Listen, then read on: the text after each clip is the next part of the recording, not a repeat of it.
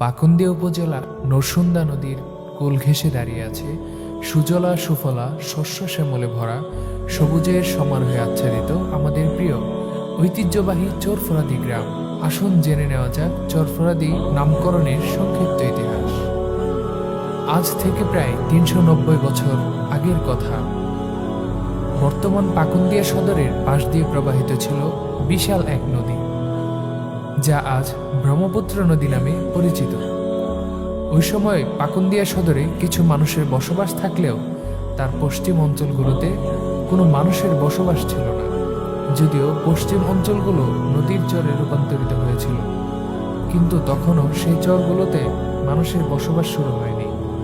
সর্বপ্রথম এই চর অঞ্চলে একজন আল্লাহওয়ালা ব্যক্তি বসবাস শুরু করেন, তবে এই আল্লাহওয়ালা ব্যক্তি কে ছিল তা জানা যায়নি।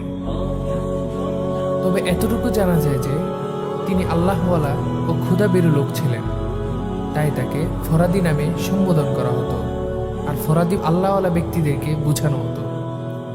তিনি এসেই একটি মসজিদ নির্মাণ করেছিলেন। ইতিহাস পর্যালোচনা করলে দেখা যায় যে এই মসজিদটি হল চরফরাদি ঠাকুরবাড়ি জামে মসজিদ।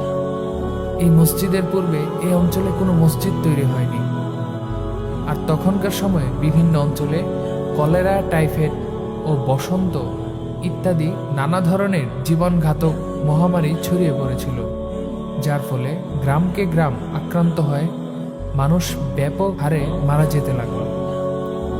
যেহেতু ওই সময় বর্তমানের মতো আধুনিক চিকিৎসা ছিল না, তাই মানুষেরা এই ফরাদির সন্ধান পেয়ে তার কাছে এই মহামারী থেকে আরোগ্য লাভের উপায় কি হতে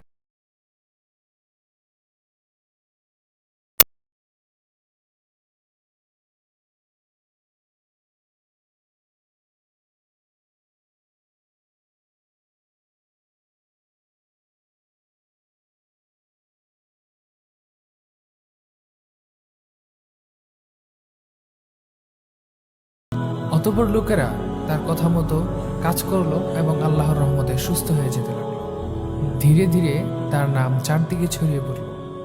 তারপর লোকেরা বলা বলি শুরু করলো যে এই চিকিৎসা তুমি কোথায় পেয়েছো? তখন লোকটি বলল যে চরের ফরাদির কাছ থেকে। লোকমুখে এই কথাটি প্রসিদ্ধ হয়ে যাওয়ায় একসময় চরের ফরাদি বাক্যটি চরফরাদি রূপ ধারণ করে। তখন থেকেই এই গ্রামের নাম হয়ে যায় চরফরাদি। প্রিয় শ্রোতা, এতক্ষণ আমরা শুনলাম চরফরাদি নামকরণের ইতিহাস। এখন আমরা জেনে নেই চরফরাদি গ্রাম সম্পর্কে আরও কিছু তথ্য। চরফরাদি গ্রামে সর্বমোট 7টি মসজিদ রয়েছে, তার মধ্য থেকে 4টি জামে মসজিদ এবং 3টি পাঞ্জেগানা মসজিদ। এই গ্রামটিতে সর্বমোট 4টি শিক্ষা প্রতিষ্ঠান ও 1টি পাঠাগার রয়েছে ও 3টি মক্তব রয়েছে। চলুন এবার জেনে আসি এই গ্রামের কিছু সুনামধন্য ব্যক্তিবর্গের নামের তালিকা।